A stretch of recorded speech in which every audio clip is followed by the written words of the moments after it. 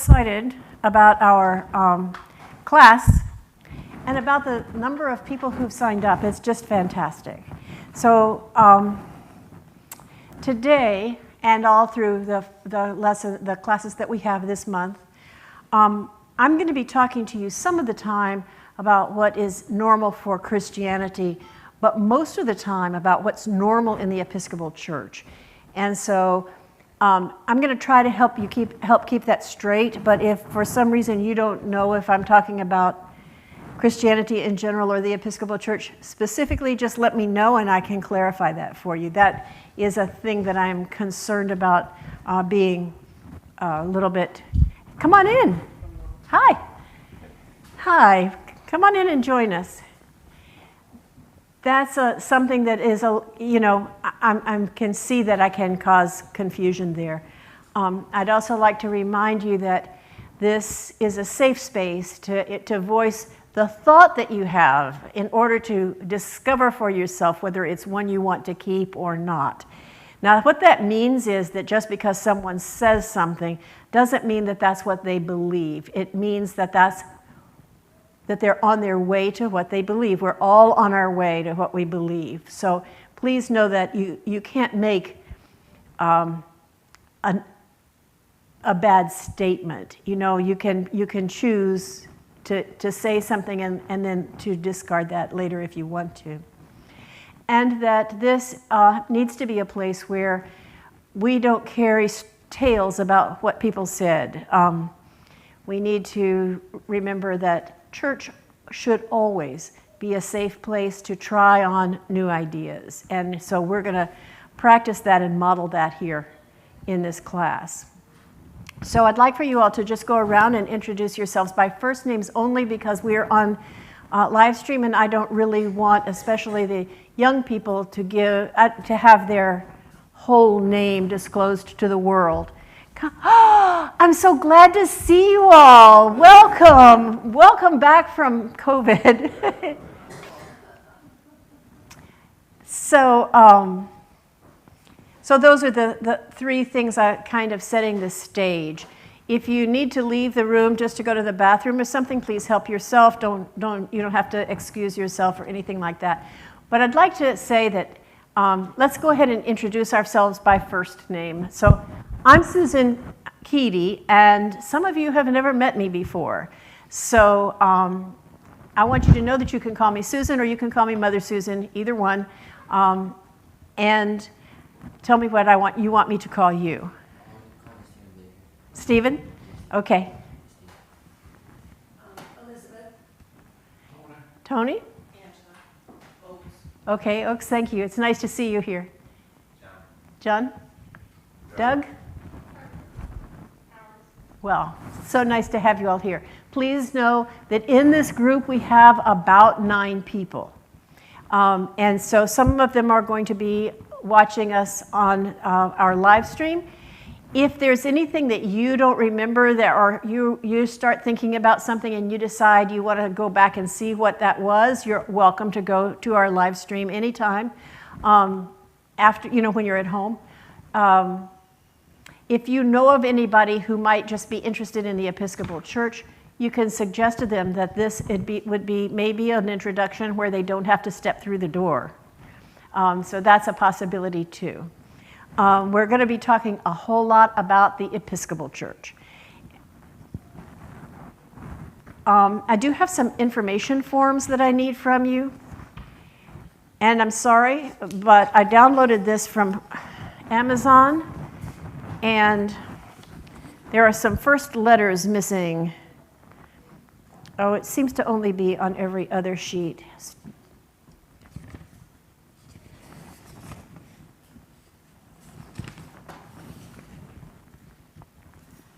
I'm going to ask you to just pass these around and take one. And I also have pencils for you. Here we go. Can you just pass those around? And if you'll just take a minute or a couple of minutes to fill those out, that would be really helpful. I want to make sure that your confirmation certificate actually has your correct name on it. Here we go.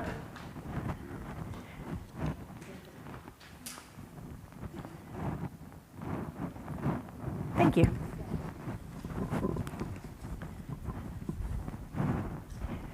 So I will ask you for them in a little while. In the meantime, let's just really get started. First things first. All of you have known you were going to start this class. So tell me if you came with questions. And if you did, tell me what your questions are. Blank slates all? That's kind of fun. All right. So some of the hallmarks of the Episcopal Church.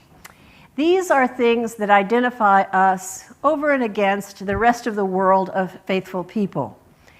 Please understand, I am almost never criticizing another church when I speak about what we do here. I think that there are churches available, Christian churches, in almost every community in our country that are suitable for some people. In other words, I think people need to select a place to worship that is worshipful to them, and where they feel like the ambiance and the style of worship matches their spiritual life. So what I'm really saying is I'm not sure there is one right way to do any one thing. There are lots of right ways to do each thing, and I'm just going to be telling you about what we generally do in the Episcopal Church. At the same time, let me tell you that there's a wide variety of ways to do things in the Episcopal Church. So first of all, no one is excluded. And I'm going to come back to this because it is something that's very important to the core of our church, that every person who walks through the door is welcomed and truly invited to be part of the group, that we wait a long time to find out about what a person is like, and that we give them as much room as possible to be part of our group. Some people will eventually opt out, and that's because they came and they saw, and this wasn't a place that matched with their spiritual journey, but not because of things that we've done to them, not because of any kind of exclusive behavior or action. Now, let me say, some of you might have had experience of some kind of exclusive behavior in an Episcopal church. When I talk about the nature of the church, I'm not necessarily able to talk about the nature of every single person who's here. We all have to have room for those people who don't fit the requirements. Every once in a while, someone will say something along the lines of, "That's not how we do things here," when someone makes a suggestion that seems to be very excluding. We hope that they won't do that, but it's human nature to sometimes lose your place. If all three legs are different lengths, it will still be secure. That's the idea behind the three-legged stool. The three legs of our scripture, tradition, and reason. When we think about what it is that we are, what it is that we believe, what it is that we want to become, we think of those three things. And sometimes the decision will be strongly guided by Scripture.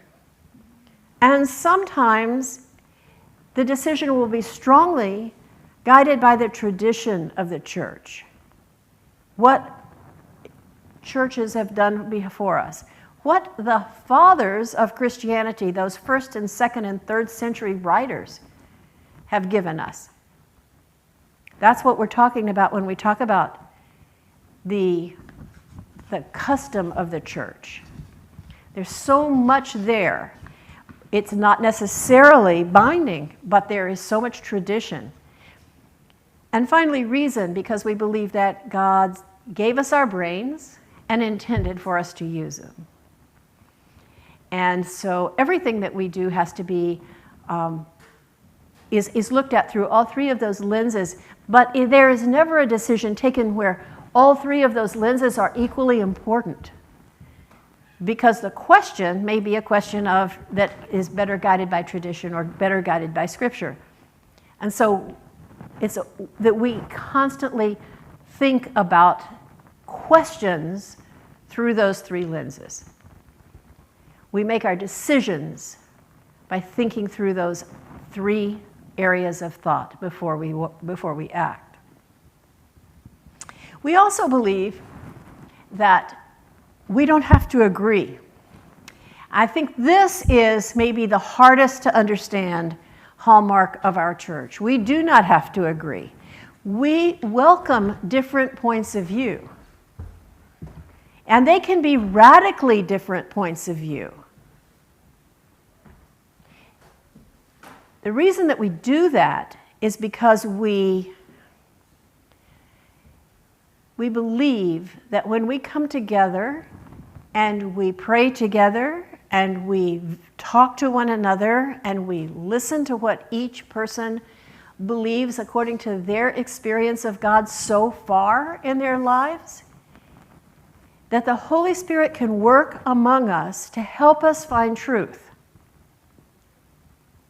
Now, that doesn't mean that the whole group is going to someday open their eyes and say, today's the day, bang, we've got the truth. Because this is a very, very long-term spiritual growth situation. But it's critical to who we are, that we listen to people who believe something different from us. And I think that has not always been taught well in the Episcopal Church. A lot of Episcopalians assume that others understand that because somewhere along the line it has become part of the tradition of the church and everyone should know it. But that's not actually what happens. When you look particularly at the worldwide church, in 2003, the church in the United States consecrated a gay bishop in New Hampshire. And that caused a great deal of consternation in the church and some plain and simple anger. But we've worked through that over a long period. I mean, it's now been 20 years, and we've been working on finding healing in our church all those years. But those who left because they couldn't believe that people in the church could condone such a thing missed such an opportunity to learn from one another, or even to be influential in what other people think. And certainly they have missed the opportunity to love each other and kneel at the altar and take communion. There were churches, dioceses from other parts of the world that refused, at the Lambeth Conference, refused to kneel down with the American bishops over this question. And that is so not the Episcopal Church or even the Anglican Church. It's a failure on our part to teach who we are, not just in this case, but through history. We are a group of people who welcome new ideas, new thoughts, new experiences of God. And we listen to the stories that people have to tell of their experiences with God. It's a very important component of the Episcopal Church. So today we're going to talk about holy space. We're sitting in the church, and this is holy space. Holy space has room for everyone. Just because it's holy space does not mean that we say you have to be clean to come in here, or that you have to be well dressed, or even appropriately dressed, or that you have to speak the right language, or that you have to have a background in Episcopal tradition.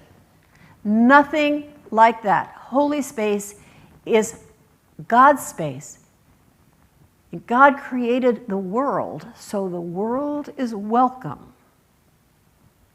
The world is welcome. In Exodus 3, Moses has run away from Egypt, and he's gone to Midian, and he's married a priest's daughter in Midian, and he's living there and working as a shepherd. And he comes across a bush that's burning. And he hears the voice of God. And this is what the voice of God says to him. Remove the sandals from your feet, for the place on which you're standing is holy ground. We're all standing on holy ground, even with our shoes on. All of us in this space are standing on holy ground, but it's not exclusive to here. Holy ground can be any place where you find a comfort in communicating with God.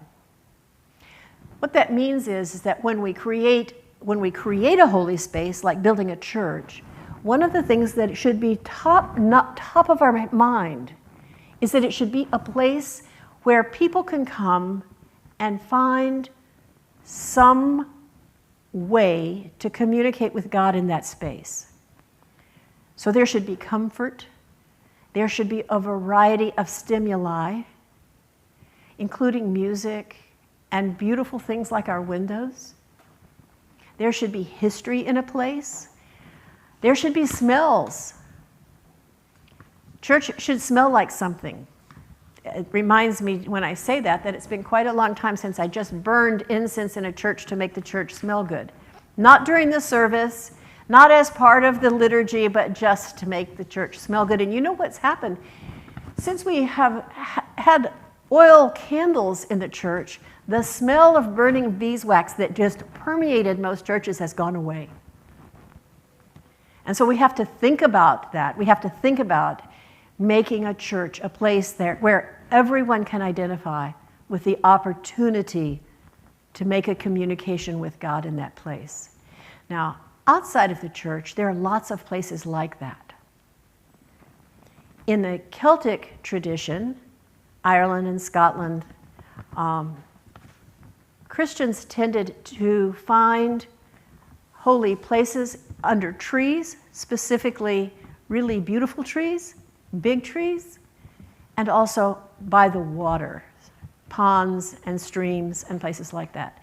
I would think that both trees and streams and ponds and so forth are still appealing to people who are looking for a place to be in communion with God.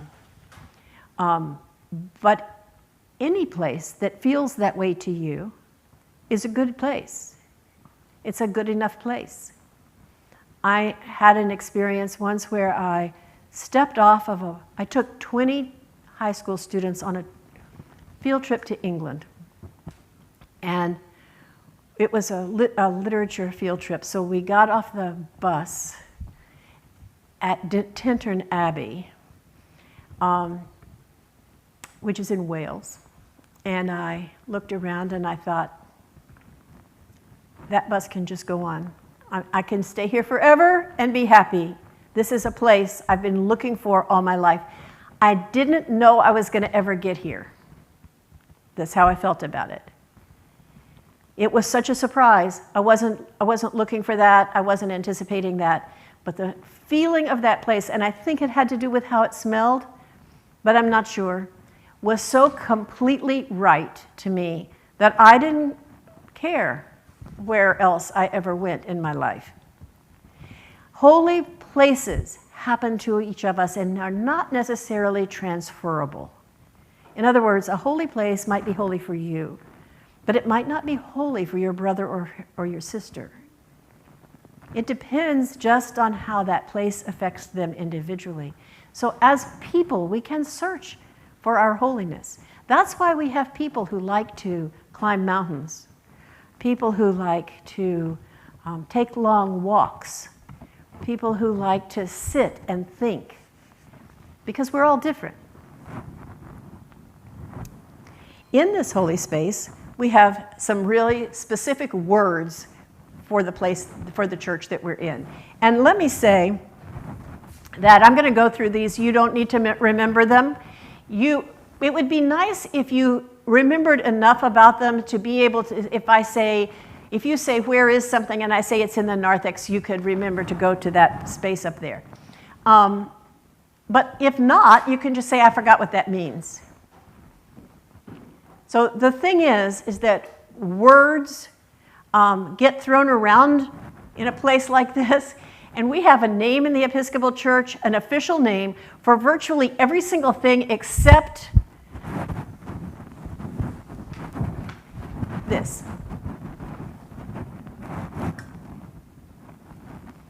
This is a candle lighter. Everything else has a special name. I don't know why. The namer forgot that. So, in the space here, the entrance, the little front room there where you get your bulletins and that kind of thing is called the narthex. This space in here where we sit is called the nave, and that comes from a Latin word navis, which means ship. And this is the place where come on in, Lucy. This is the place where, does your mom want to come? Okay. So this is the ship of all of us on the same journey, right? This space is called the nave, and it's because it's the ship. In a lot of churches, it actually looks like a ship, and the ceiling looks like like you're upside down. So, and some of them have been made that way very intentionally. Others just look like that because of it being a roof. So then after that, this area is the chancel. This area right in here is the chancel. A lot of things happen here. When I'm preaching, this is where I am. We'll get to preaching in just a minute. And this space back here is the sanctuary. This part behind the rails. Now, this wasn't always the way Episcopal churches were. In the early history of the United States, different churches experimented with different places for the altar and so forth. But since about 1880, it's been pretty definitely consistent in the church that you have steps coming up. That this area is slightly higher than the rest of the church, etc. But for the most part of that, most of that time, the altar was up against the wall, and the priest said communion like this. And that's why you have really pretty decorations on the back of your vestments, because the priest said the whole communion prayer with their back to the congregation, with everybody facing the liturgical east. In about 1979, the altars were pulled away from the wall. Now, I only see one thing that was better about having your back to the congregation, and it was this. When you raised the chalice, you could see the faces of everybody in the silver, and that was pretty cool. However, we don't do that anymore. And there are very few churches left in the United States that have the altar against the wall. I will say the church I grew up in is one of them. They do still have the altar against the wall. Okay, so this is west.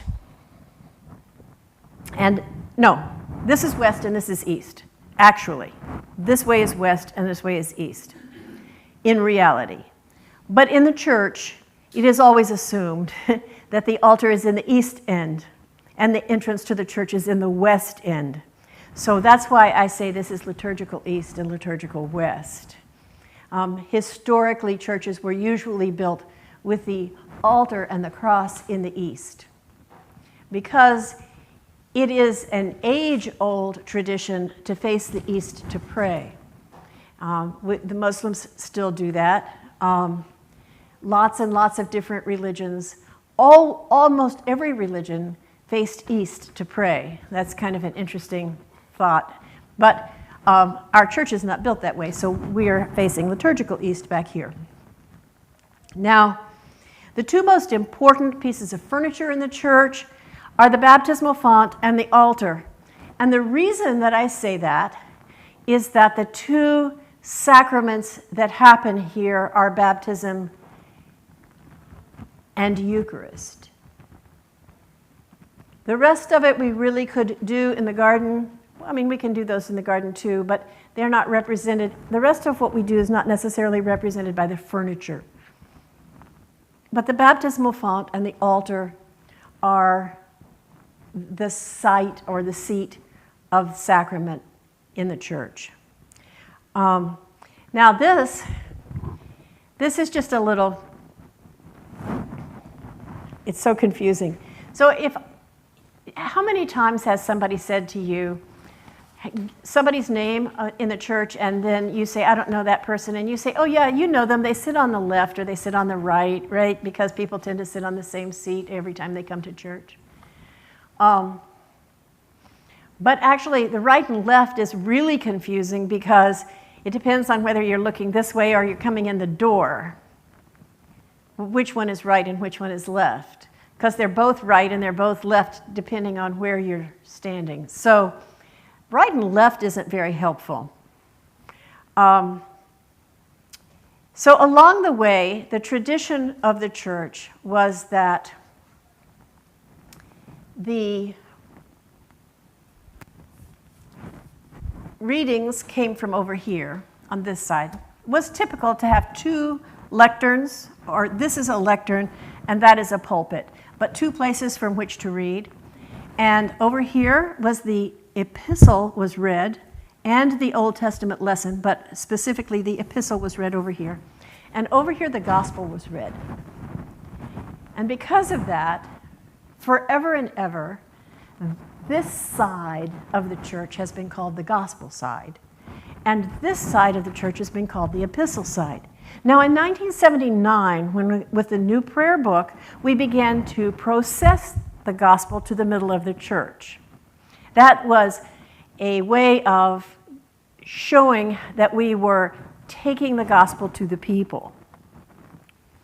But we haven't lost the designation of gospel side and epistle side.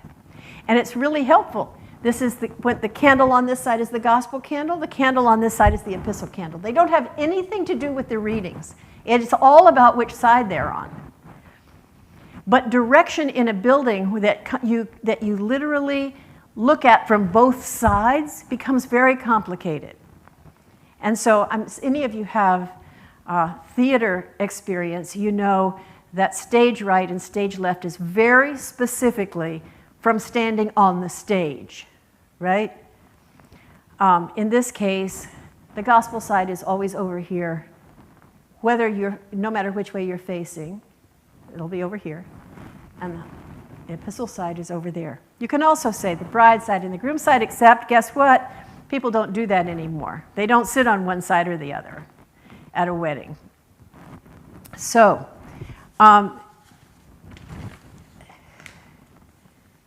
now, this, I said this is the lectern and this is the pulpit. This is the place where a really great preacher is supposed to stand up here and preach a bombastic sermon that everybody is so excited about and wants to talk about nonstop in coffee hour. And maybe Bishop Curry could do that. And probably Bishop Curry has done that from this place. But that's really not my style, so I don't use it. But that's what it's for. And you might have noticed that really we're not using it for much of anything these days. But the new rector very, very likely might like to use it to preach, and I'm hoping that it will get some use. Now we have some other things that happen in here in terms of furniture. This little thing right here is called a retable or a retable. This little thing. It's really just a little shelf. And this box right here is the tabernacle. Now in this box we have already consecrated wine and bread, and you can tell if there is consecrated bread or wine or both in here by whether or not that light is lit. We don't ever turn it off as long as there is consecrated bread or wine there. And so it's called the sanctuary light.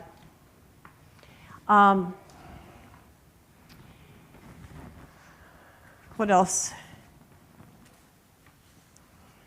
Oh, very often behind an altar, there's some decoration that goes straight up here like this. Now, it can be any of a number of things. It could be like big carved piece of wood, or it could be a curtain, or in this case, it's a window. But that is called a reredos. And we have candles, and we have church colors and seasons. And then my notes, then it comes to the end of my notes. So it's traditional, not only in the Episcopal Church, but in the Roman Catholic Church and in a number of other Protestant churches, to observe the seasons of the church year. And this is how they go. It starts with Advent, which is the first day of this new year and is the fourth Sunday before Christmas. Right there, those 4 weeks are Advent, and the color is purple. Traditionally, the color was purple. I'm going to get to that in a minute. Then we have Christmas, which is a tiny season, the smallest season. It's 12 days long. Does that ring a bell with anybody? Like the 12 days of Christmas, right? It's 12 days long. The color associated with that is white. Then we have Epiphany. Epiphany is the day that the wise men arrive at the manger. It is a day. The word epiphany means a bright idea that just pops into your head. And the arrival of the star and the wise men at the manger was that kind of a moment when people suddenly realized who that baby was. And that Epiphany time lasts from January the 6th, which is the 12th day of Christmas. It lasts from then until Ash Wednesday. And its color is green. Ash Wednesday moves all over the place because it's 40 days, not counting Sundays, before Easter, which makes it about 46 days before Easter. And Easter is the first Sunday after the first full moon after the spring equinox. So it can have about a 30-day variance in when 35-day variance in when it is, because it's a Sunday, first of all, and the equinox can fall on any day of the week. It's March 21st, is that right? Yeah. And then, in addition to that, it's when the full moon is. So that's another 28 days. So we have all those days that are possible for Easter. And so we have to count back to find out when Ash Wednesday is. The time between Ash Wednesday and Easter is called Lent, and its color is also purple.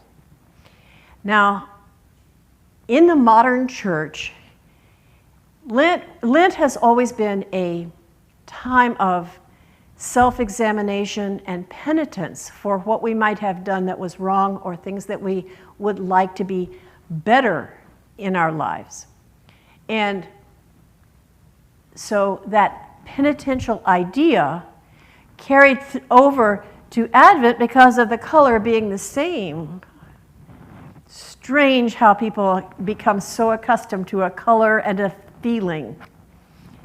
But because of that, and because we very specifically don't want Advent to be penitential, a lot of churches are using blue now for Advent because it means that it's something different from Lent. Traditionally, they were both purple. And lots of churches don't have blue vestments, so lots of churches are still using purple for both. But I know that here we have blue vestments, and so you no doubt saw blue during Advent, right? So we have Lent, and Lent leads right up. Lent is purple, leads right up to the beginning of Holy Week. Holy Week is just that week, but it's part of Lent, actually. And it changes from purple to red for that week. And then we have Easter, and Easter is white, and Easter is 50 days long. And at the end of the 50 days, we have Pentecost. And Pentecost is red for one day, just for that day.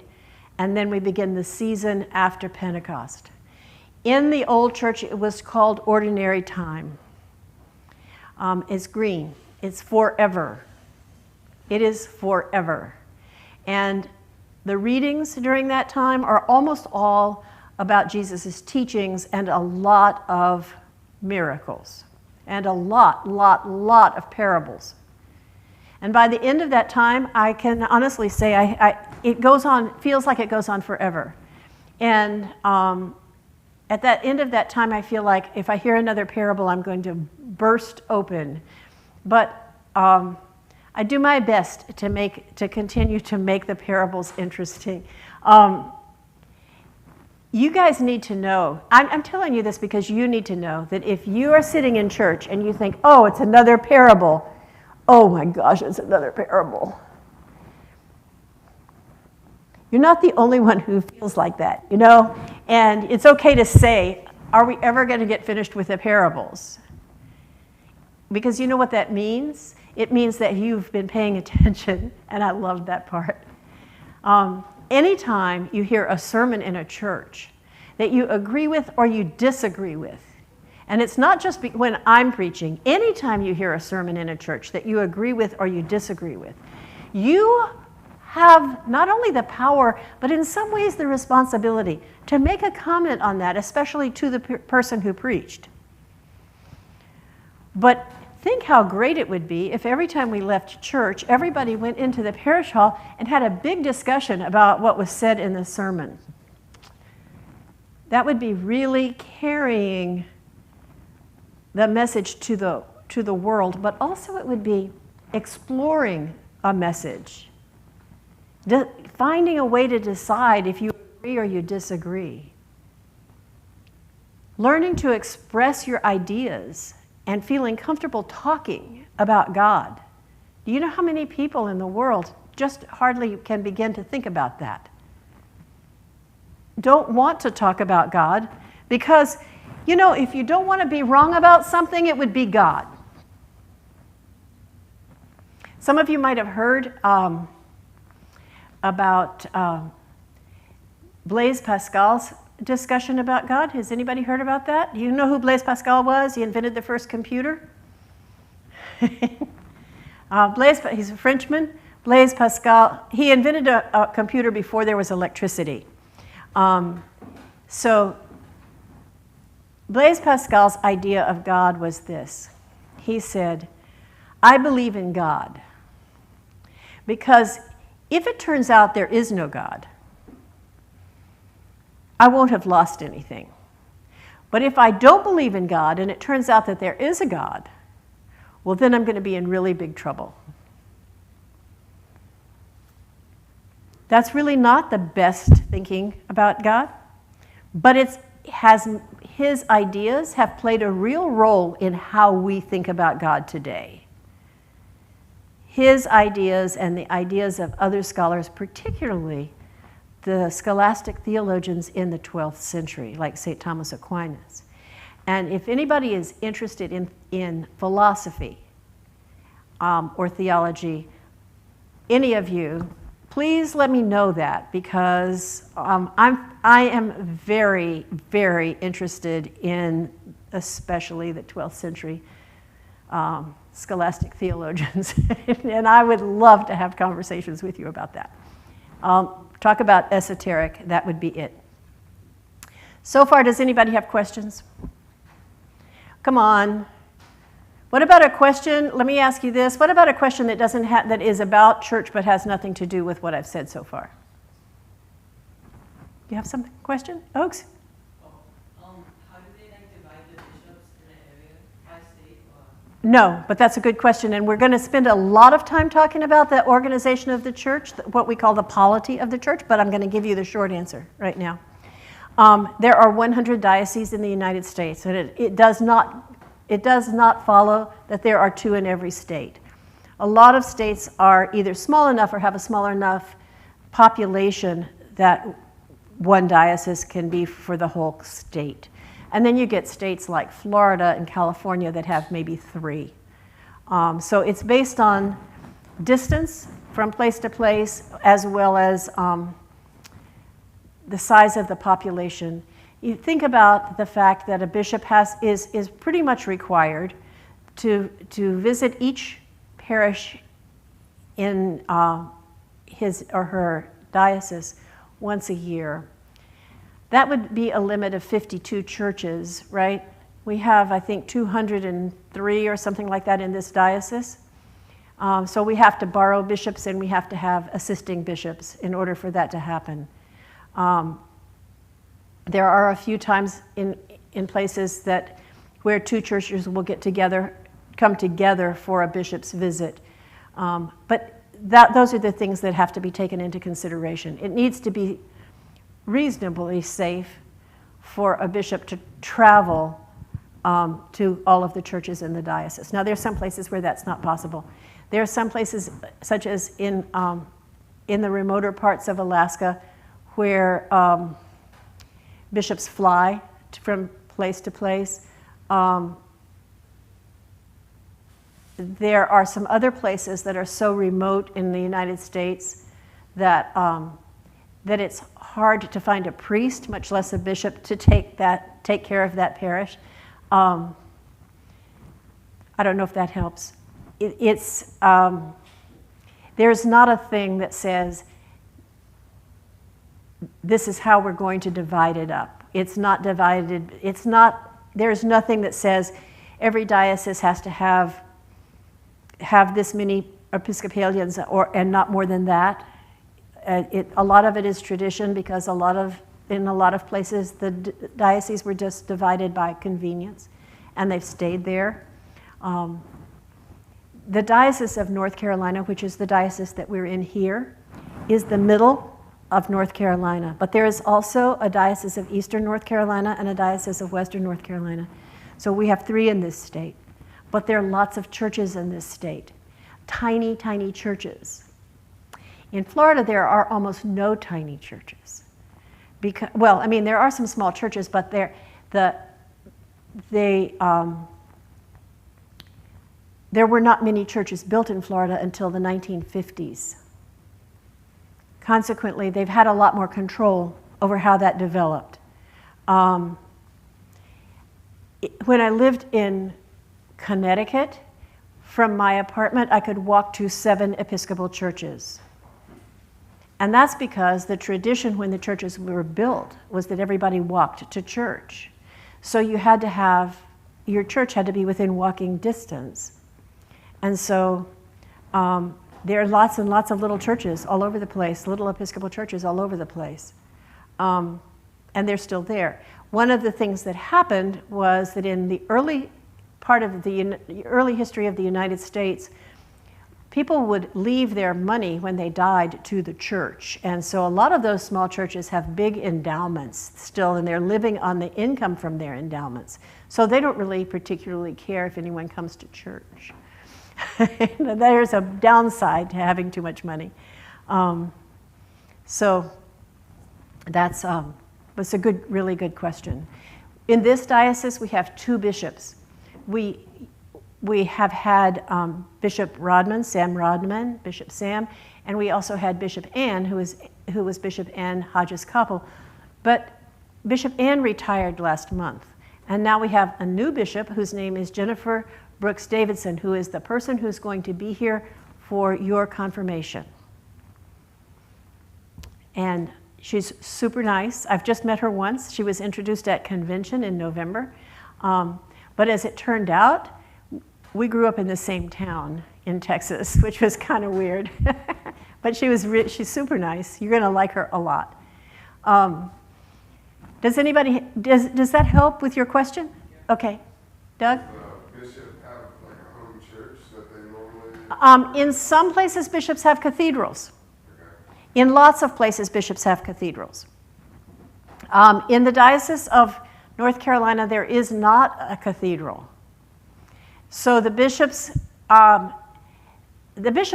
is in downtown Raleigh, and it's right across the street from Christ Church. So that kind of serves that purpose. If the bishop is going to do something like teach a Bible study, it would probably be there. But there is no cathedral in this diocese, and there are a lot of dioceses without cathedrals, and some dioceses feel like that having a cathedral occupies the bishop too much in one spot. So it's sort of up in the air. Each diocese does their own thing where that's concerned. Now, in respect to the national church, Bishop Curry is the presiding bishop of the United States, and his office is in New York City on 2nd Avenue, I think. And his cathedral is in Washington, D.C., and it's the National Cathedral. He is the bishop attached to the National Cathedral. The National Cathedral is an Episcopal church. And the National Cathedral was built in Washington, started in the 1920s and finished in the 80s. If you go online, you can get a virtual tour, but if you're ever in Washington, don't miss the chance to go to the National Cathedral. It's amazing. And it's such a beautiful place, gorgeous place. One of the things that the National Cathedral has that's just interesting is a rock from the moon in one of the stained glass windows. And the reason it's there is because right across the street from the cathedral is a little Episcopal church that was there before the cathedral called St. Albans. And St. Albans has an elementary school. And St. Albans Elementary School has produced a huge percentage of American astronauts. For reasons, I mean, obviously they must have had some spectacular science teacher, I don't know what to say, but a really large number of American astronauts went to elementary school at St. Albans. And one of them brought back a rock from the moon to put in the window of the National Cathedral because it's right there at his school. So I would say this, you can't be a cathedral without having a bishop attached, because that's what it means. A cathedra is the seat of the bishop. And so without a bishop, you can't be a cathedral. However, you can be a bishop without a cathedral. You can't be a cathedral without a bishop, but you can be a bishop without a cathedral. Let me say also that all of our clergy persons, deacons, priests, and bishops are ordained for their lifetime. So a person is a bishop until they die. A person is a bishop by virtue of having been consecrated bishop. They're not a bishop. Lots of different denominations have a job that is called the bishop's job, and the person holding that job is the bishop. But when they no longer hold that job, they are no longer a bishop. In the Episcopal Church, you're ordained forever, and you can have a number of different jobs. So there are diocesan bishops, there are assisting bishops, there are bishops suffragan, there are all different kinds of bishops, but they're all bishops, and they're all going to be bishops until they're buried. The same with priests. You can be a priest in a parish, in a church like this one, or you can be a retired priest, or you can be an interim priest, or you can be any number of other kinds of priests, but you will always be one. You can also be just sitting at home enjoying your grandchildren, and you're still a priest. So besides deacons, priests, and bishops, do you know who the other ministers of the church are? The very most important ministers of the church? Come on, guys. The laity. You guys. Every single person sitting in the church is a minister, and the most important ministers in the church, because you are the ones who interact with thousands of people in your lifetime. And everything that you are and do points to something, right? Hopefully it's pointing to Jesus. So that's why once you're baptized, you're entitled to everything the church has to offer. Everything the church has to offer. A person who's baptized can receive communion on the day that they're baptized, even if they are a week old. Because the question, it's not ever up to us who we are or what we're capable of doing to make communion full of grace. Communion is full of grace because God makes it that way. And so it's full of grace for a newborn, just like it's full of grace for you. So it's that baptism thing we're also going to explore in these classes together. We're going to talk about baptism particularly because being confirmed is your opportunity as a person who can make a decision. It's your opportunity to reaffirm the promises that were made for you when you were baptized. Because most of us have not been baptized at a time when we could make our own decisions.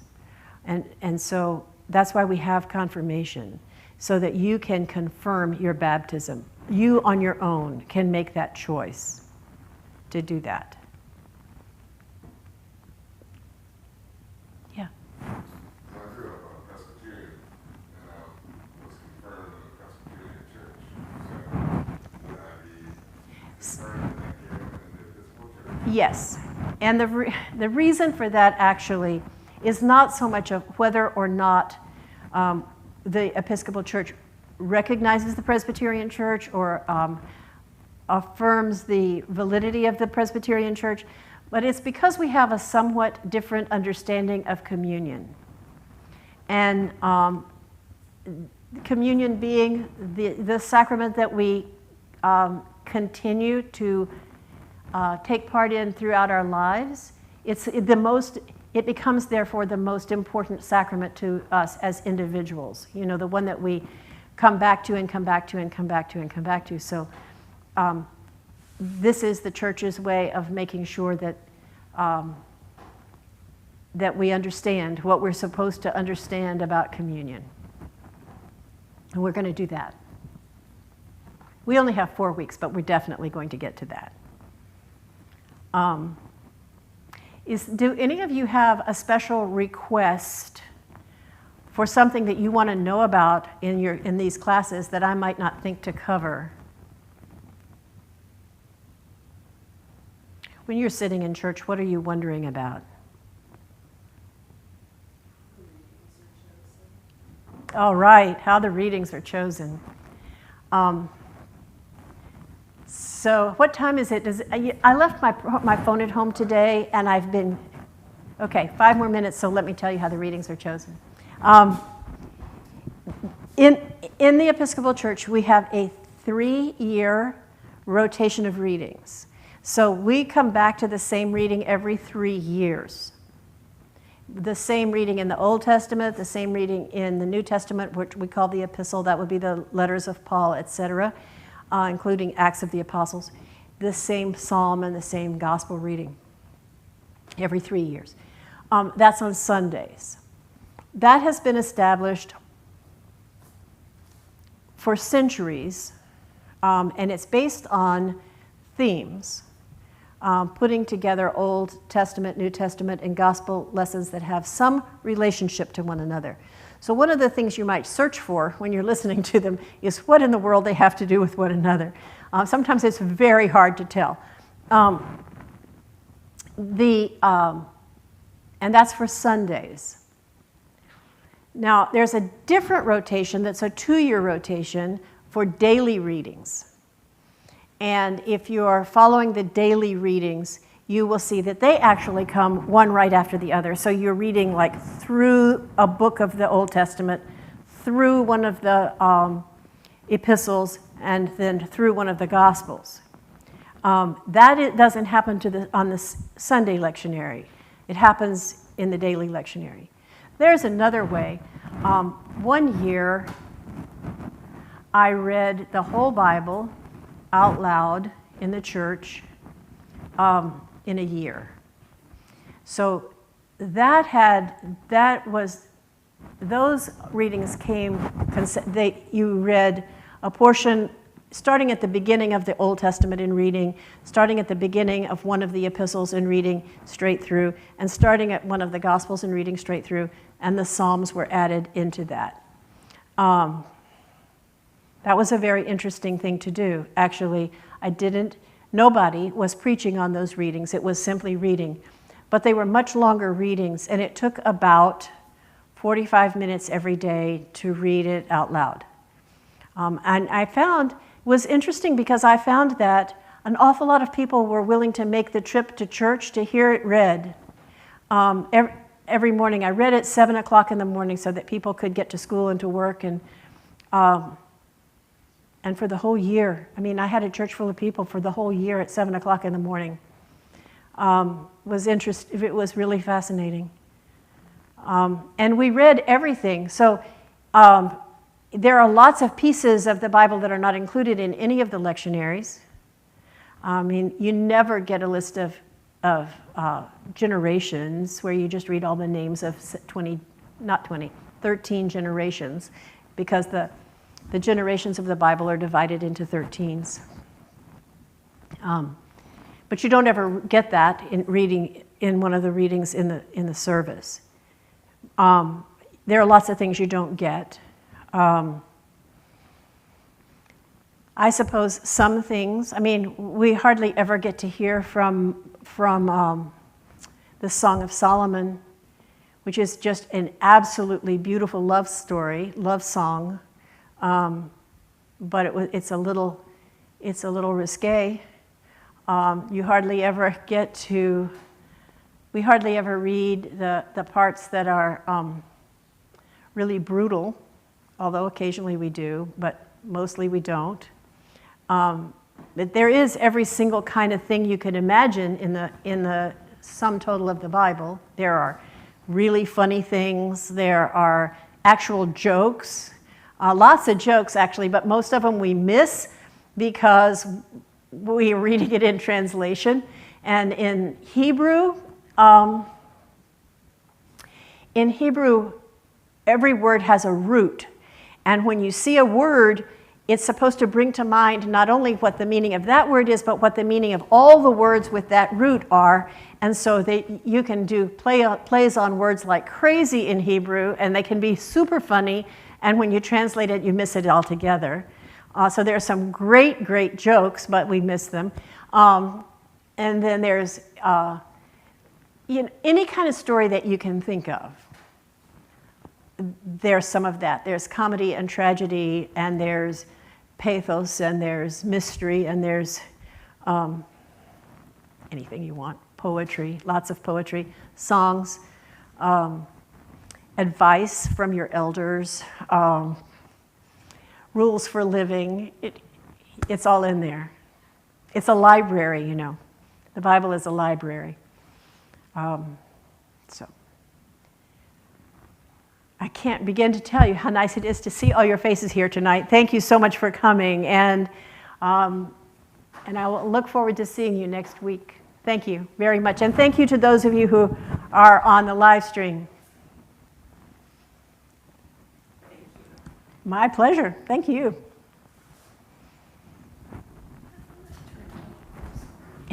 That's okay.